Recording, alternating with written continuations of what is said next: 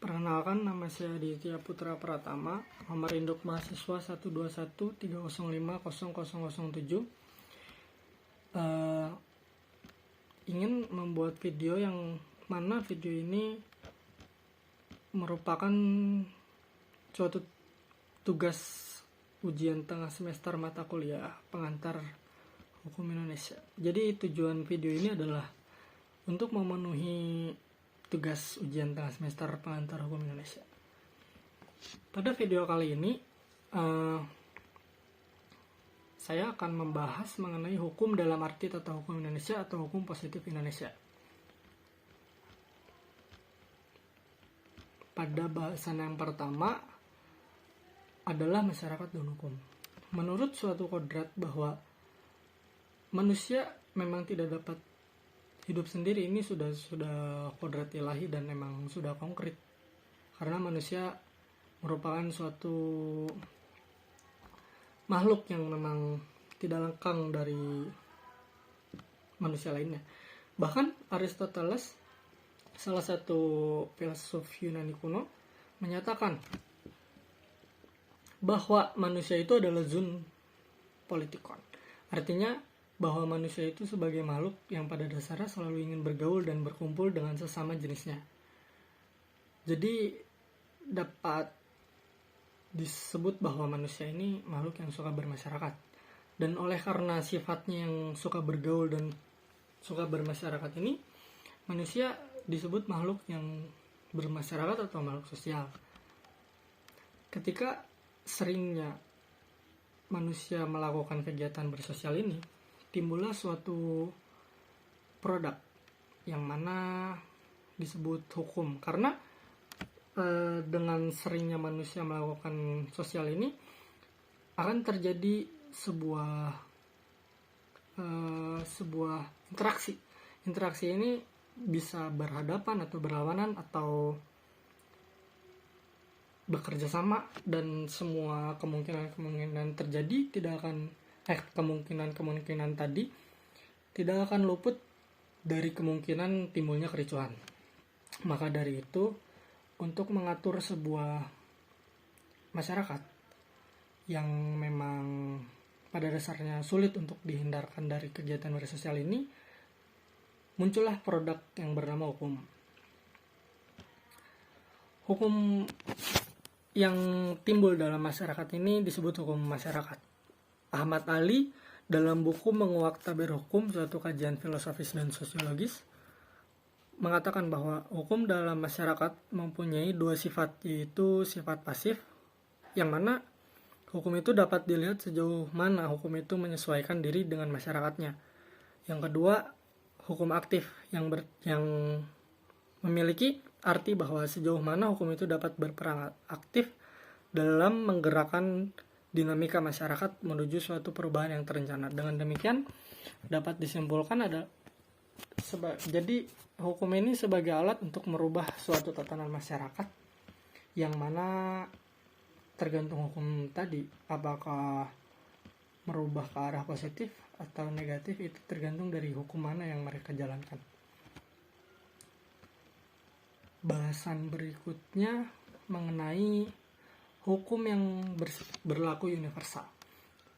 Dari kegiatan bersosial tadi, dari kegiatan bergaul, dari kegiatan bekerja sama atau bahkan kegiatan ricuh tadi, manusia akan menyadari bahwa mereka memang tidak dapat hidup sendirian, dan mereka akan membuat suatu komunitas atau koloni yang jumlahnya mungkin dapat jauh lebih besar dari suatu komunitas. Jadi mereka akan menciptakan suatu negara.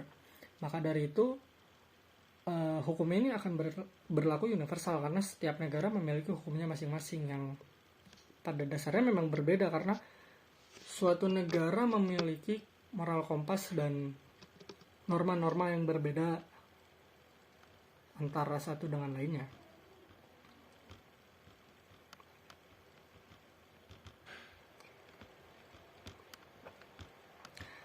Masuk pada bahasan berikutnya, yaitu pengantar tata hukum Indonesia. Pada buku Ahmad Rajali ini, tata hukum dalam bahasa Belandanya disebut rechtsorde, yaitu susunan hukum. Dengan demikian, tata hukum adalah suatu susunan hukum yang terdiri atas aturan-aturan hukum yang tertata sedemikian rupa sehingga orang mudah menemukannya bila suatu ketika ia membutuhkannya untuk menyelesaikan peristiwa hukum yang terjadi dalam masyarakat. Tata atau susunan itu pelaksanaannya berlangsung selama ada pergaulan hidup manusia yang berkembang. Maka dari itu, suatu tatanan hukum akan berkembang seiring berjalannya perkembangan manusia.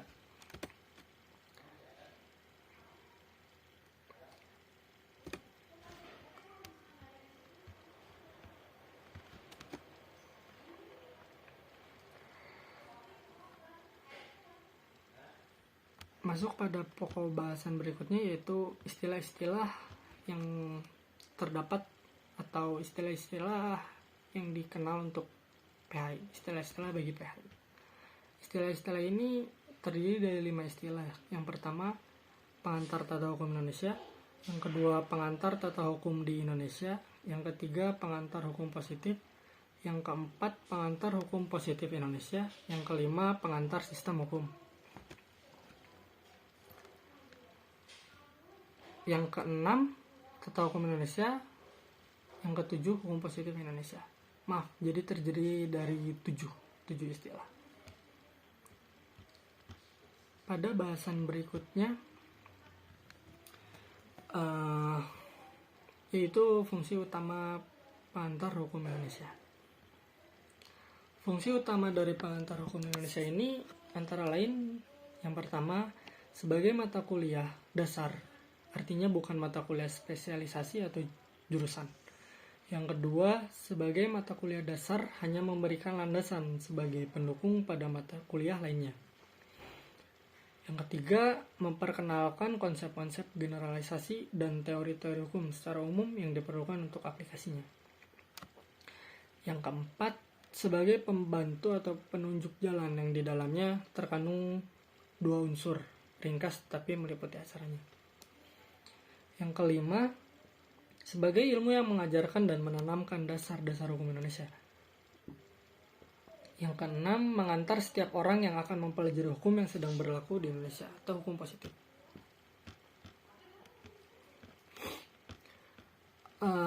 Pokok bahasan berikutnya adalah tujuan daripada mempelajari pengantar hukum Indonesia ini. Untuk mempelajari hukum Indonesia, maksudnya untuk mengetahui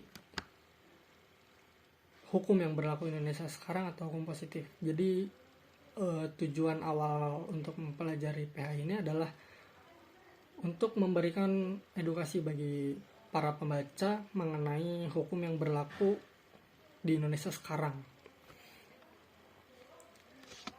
Objek hukum PHI ini adalah hukum yang sedang berlaku di suatu negara, karena pada dasarnya memang PHI ini membahas tentang hukum yang berlaku di suatu negara. Menurut Prof. Kusumadi Putjosobojo, Kansil dalam bukunya Pedoman Pelajaran Tata Hukum Indonesia, bahwa tujuan mempelajari pengantar hukum Indonesia ini yaitu siapa yang ingin mempelajari hukum Indonesia. Maksudnya adalah ingin mengetahui perbuatan atau tindakan manakah yang menurut hukum dan yang manakah bertentangan dengan hukum, bagaimana kedudukan seseorang dalam masyarakat, apakah kewajiban dan wewenangnya, semua itu diatur menurut hukum Indonesia. Tujuan mempelajari pengantar hukum Indonesia menurut Samitjo adalah untuk mengetahui peraturan-peraturan hukum yang berlaku saat ini di suatu wilayah negara atau hukum positif atau ius constitutum. Yang kedua, ingin mengetahui perbuatan-perbuatan mana yang menurut hukum dan perbuatan-perbuatan mana yang melanggar hukum.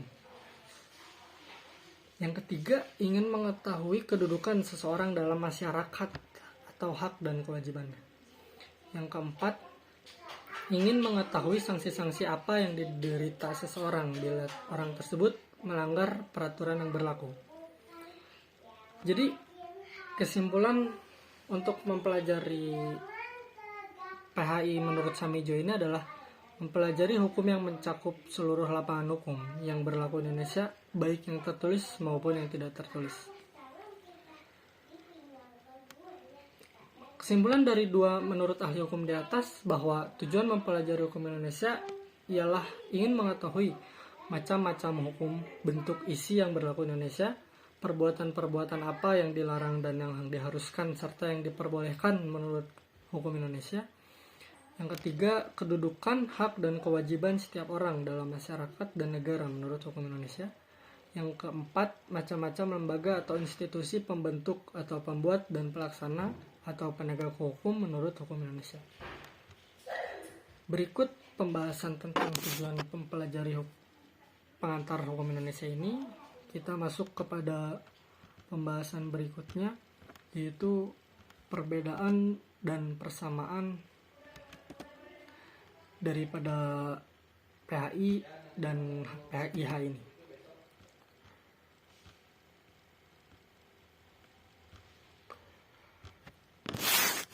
Menurut Rojali, pengantar hukum Indonesia adalah mata kuliah dasar yang mempelajari keseluruhan hukum positif Indonesia sebagai suatu sistem hukum yang sedang berlaku di Indonesia dalam garis besarnya. Dengan demikian, objek dari pengantar hukum Indonesia adalah hukum positif Indonesia. Fungsinya adalah mengantarkan setiap mahasiswa atau orang yang akan mempelajari hukum positif Indonesia. Sedangkan pengantar ilmu hukum adalah mata kuliah yang merupakan dasar bagi setiap mahasiswa atau orang yang akan mempelajari ilmu hukum dan memberikan pengertian dasar berbagai istilah dalam ilmu hukum yang bersifat umum, yakni tidak terbatas pada ilmu hukum yang berfokus pada negara tertentu dan masa tertentu. Menurut Marwan Mas dalam bukunya Pengantar Ilmu Hukum, pengantar ilmu hukum ini merupakan mata kuliah dasar bagi mahasiswa atau setiap orang yang akan mempelajari atau bahkan memperdalam ilmu hukum. Meskipun berisi pengetahuan dasar hukum, tetapi membutuhkan kesiapan bagi yang ingin mendalaminya karena lingkup bahasanya sangat luas. Pengantar hukum Indonesia dengan pengantar ilmu hukum mempunyai perbedaan dan hubungannya. Yaitu perbedaannya yang pertama adalah kedua ilmu itu, pengantar hukum Indonesia dan pengantar ilmu hukum memiliki objek kajian yang berbeda.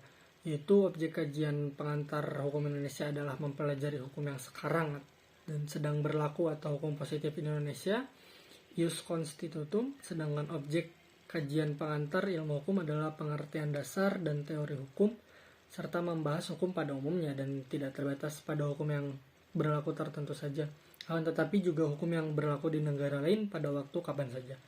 Ius constitutum dan ius constituendum.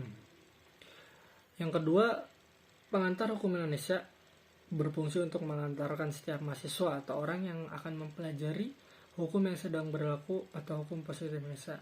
Sedangkan pengantar ilmu hukum berfungsi sebagai dasar bagi setiap mahasiswa atau orang yang akan mempelajari hukum secara luas beserta pelbagai hal yang melingkupinya.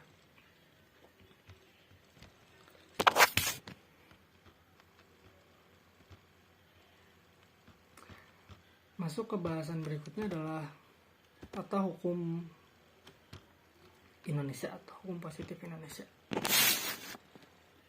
Tata hukum ini dalam bahasa Belandanya disebut Rechtsorde, yaitu susunan hukum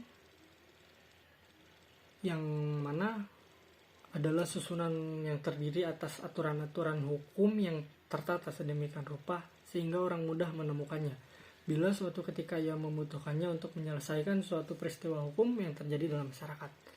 Tata atau susunan itu pelaksananya berlangsung selama ada pergaulan hidup manusia yang berkembang.